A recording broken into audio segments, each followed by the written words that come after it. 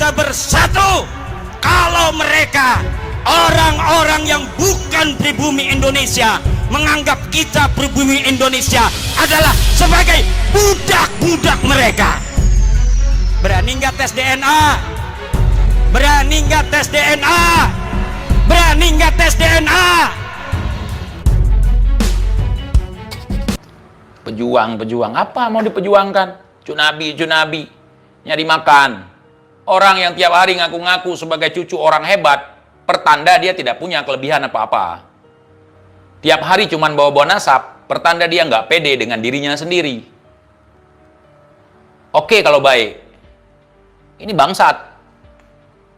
Bangsat kok bawa-bawa nasab yang suci. Bangsat kok bawa-bawa nasab yang mulia. Gaya kalian, gaya PKI.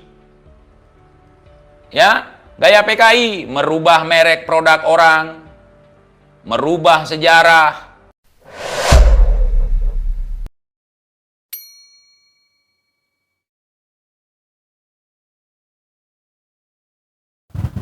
Sahabat santri, barusan ya ada Kiai Haji Madudin Usman Al-Bantani. Sebenarnya video ini video lama ya. Kalau nggak salah awal mula terjadinya polemik yang digulingkan ataupun digaungkan oleh Kiai Haji Madudin Usman Al-Bantani. Tetapi kita kembali mengulik ya, kita kembali menoleh ke belakang tentang apa yang direncanakan oleh Kiai Haji Madudin Usman Al-Bantani ketika beliau mengangkat tesis yang mana tesis itu ingin membatalkan nasabnya para Ba'alawi. Nah, sedangkan para Ba'alawi ini sudah enak duduk empuk di kursi yang mungkin selama ini diberikan oleh para muhibin tentunya. Dan yang jelas juga para Ba'alawi ini yang mereka mengklaim diri mereka sebagai dzurriyyah baginda Nabi besar Muhammad SAW, junjungan kita semuanya. Jadi dengan adanya tesis Kiai Haji Madudin Usman Al-Bantani sebenarnya nggak salah, karena orang yang mengklaim kan sama-sama kita ya sebagai umat muslim tentunya mengklaim bahwa baginda Nabi besar Muhammad SAW adalah panutan. Jadi apabila kita mempertanyakan, apalagi yang mengklaim ini, yang mengklaim nasabnya ini nyambung kepada dzurriyyah, kepada baginda Nabi besar Muhammad SAW. Jadi istilahnya Kiai Haji Madudin Usman Al-Bantani ini mempertanyakan. Jadi tidak ada salahnya. Dan tentunya tesis Kiai Haji Madudin Usman Al-Bantani ini sebenarnya ingin menjaga, membersihkan nasab-nasab suci Nabi kita dari orang-orang yang hanya ingin mendompleng, hanya ingin memanfaatkan tentunya hanya untuk materi semata. Bagaimana kelanjutannya? Mari kita simak kembali videonya. Tapi jangan salah disimak, jangan di skip-skip. Di akhir video nanti kita akan rangkum sedemikian rupa sehingga sahabat santri bisa bisa mengkoreksi titik temunya itu di mana.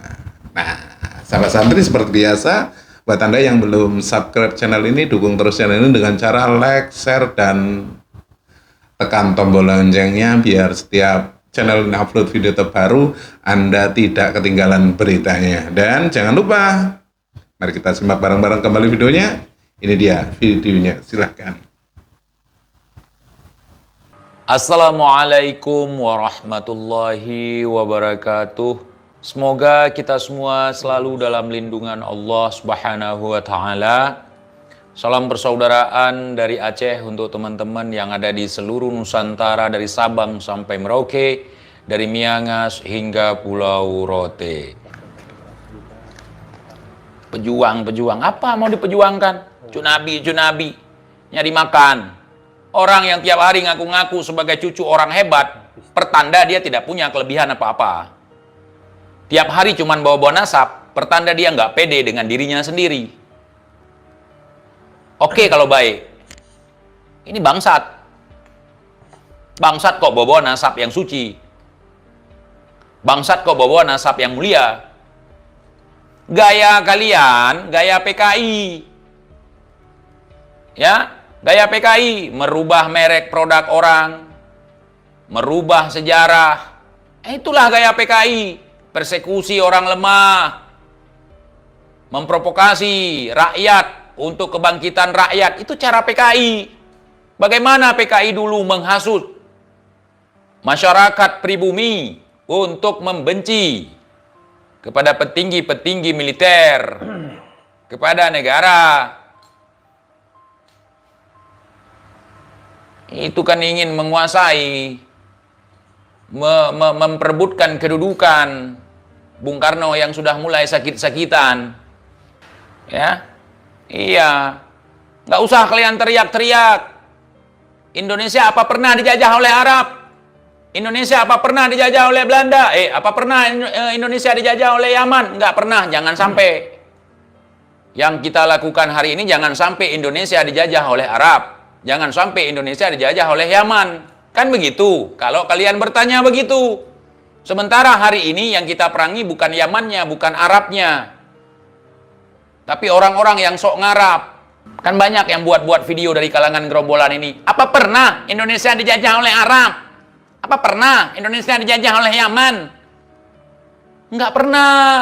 Enggak pernah jawabannya. Tapi berkolaborasi. Menir Usman dengan Belanda itu bagian daripada pengkhianatan. Kenapa gampang sekali berkhianat? Karena nggak merasa bahwa ini adalah tanah airnya. Bukan punya emaknya, bukan punya bapaknya. Cuman dia datang, nengkreng, makan, berak di sini. Yang nggak merasa punya dialah. Siapa yang berkuasa, ke situ mereka condong. Itu cara mereka. Jadi hati-hati mengatasnamakan agama untuk mengajak orang membenci sesama. Untuk membenci orang-orang yang di luar mereka. Memprovokasi dalam hal politik, agama, budaya, ekonomi, bahkan sejarah.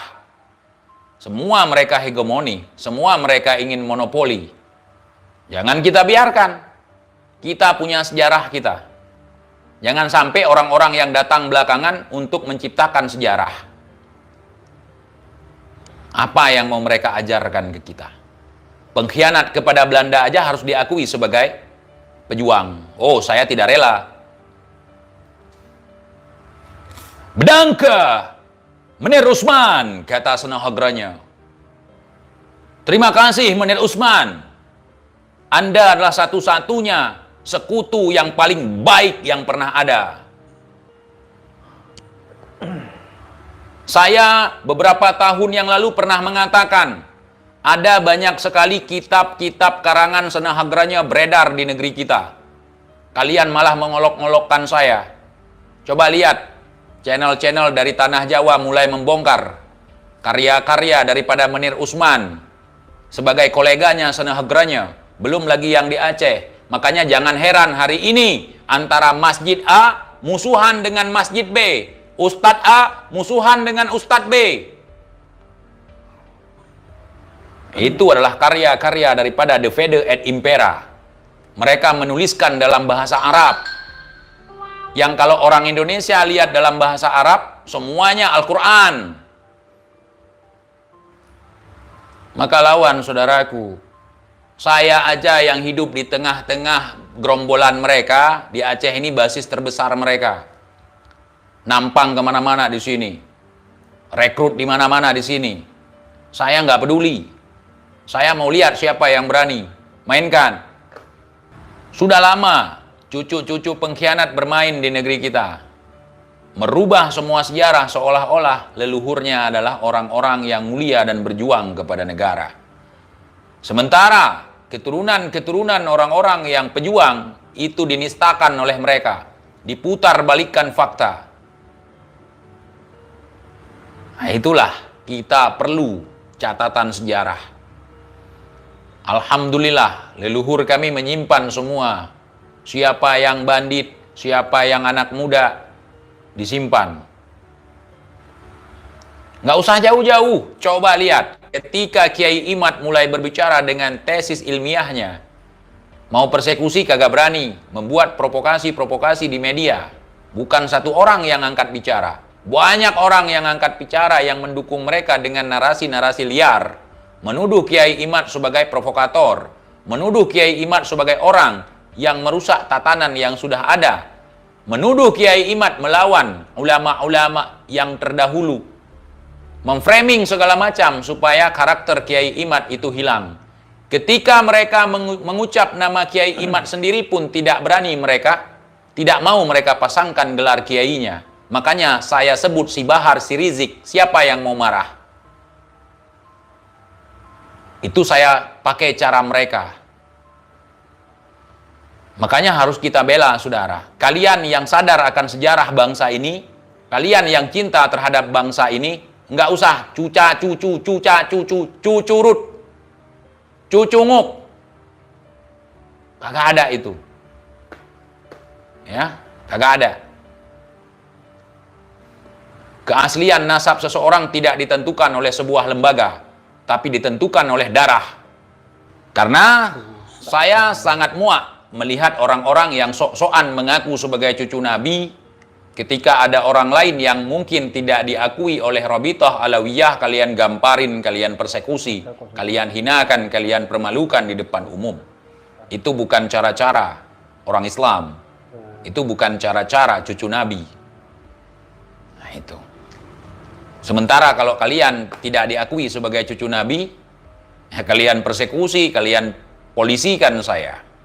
Maka tunggu permainan ini semakin indah. Apalagi nanti di momen 2024. Enggak saya kasih tempat kalian.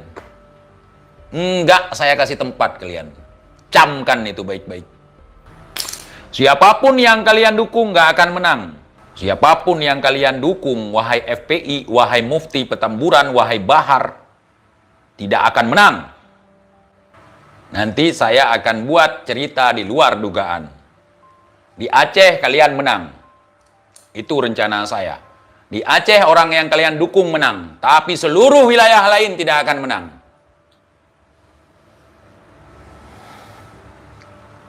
Saya bukan mubahalah ya.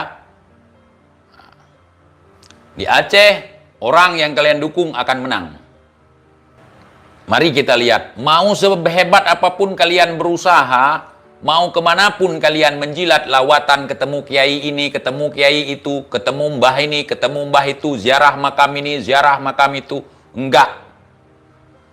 Dan makam-makam yang kalian sakralkan sementara di dalam kosong, gua bongkar nanti. Biar nggak dapat cuan lagi kalian. Nah, ingat itu. Main-main kau ya sama cucu Nabi. Ada 3 makam kosong yang sudah terdeteksi. Belum lagi yang Belanda di dalamnya. Makanya belajar agama nggak cuma teriak-teriak sana, teriak sini. Belajar duduk, kaji sesekali. Biar tahu yang sifatnya batin. Tunggu, TIJ tidak dendam, tapi akan mendidik kalian, akan menunjukkan ke muka kalian, kalian bukan siapa-siapa selain sampah di negeri ini. Ingat itu, ingat baik-baik. Ya, saya main sendiri. Hari ini terkumpul sudah kelicikan kalian semua. Tunggu saatnya saya beberkan. Mubahalah kalian, kenapa saya berani tantang? Karena saya tahu, nggak ada apa-apa. Hanya selain daripada sabotase dan menggunakan ilmu cocoklogi.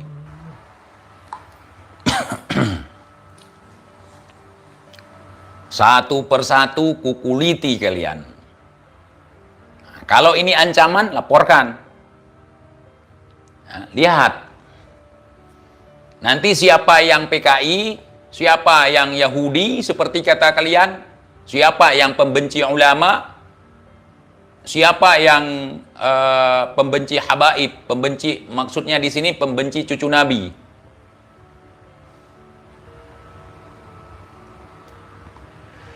Ya, makam-makam sayyid kalian bangun bangunan, ruko buat dagang obat. Makam yang bukan Ba'alawi kalian klaim Ba'alawi. Pejuang-pejuang Islam kalian klaim sebagai buyut moyang kalian. Tunggu. Nanti kulepaskan semua bendera-bendera kalian. Umbul-umbul yang ada gambar si bongsor. Gue lepaskan semua nanti. Gue lepas Kan Alwi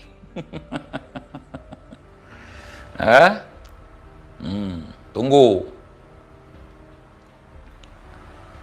Yang heran gua gini teman-teman, cucu tokoh-tokoh dari Sayyid, salah satunya ada di Aceh, dipalsukan nama mereka, cucu aslinya dipalsukan, cucu aslinya dinafikan oleh mereka. Sementara mereka jauh-jauh datang dari Jakarta ngaku sebagai cucunya. Parah nggak? Belum lagi yang di Jakarta, belum lagi yang di Pulau Jawa. Waktu kecil kalian tahu namanya Sayyid ini, farmnya lain. Tiba-tiba udah lain farmnya. Dibalut sama mereka. Seolah-olah yang mensyiarkan Islam di Nusantara moyang mereka, moyang palenya. Sebelum moyang mereka masuk ke Indonesia, moyang-moyang kita sudah kenal Islam. Yang dibawa dari Persia, yang dibawa dari Irak, yang dibawa dari Maroko. Ya moyang-moyang mereka ya kayak Uthman. Gua tanya mereka sama kalian, di antara orang-orang yang hari ini dari kalangan mereka diklaim sebagai pahlawan, ada nggak yang turun perang? Hah? Ya seperti mereka gayanya. Terima kasih sudah klik video ini sahabat santri. Barusan ada Kiai Haji Maduddin Usman Al-Bantani, juga ada Tengku Iqbal ya. Yang mana lebih kerennya itu, lebih populernya itu disebut oleh para netizen itu TIZ. Waduh.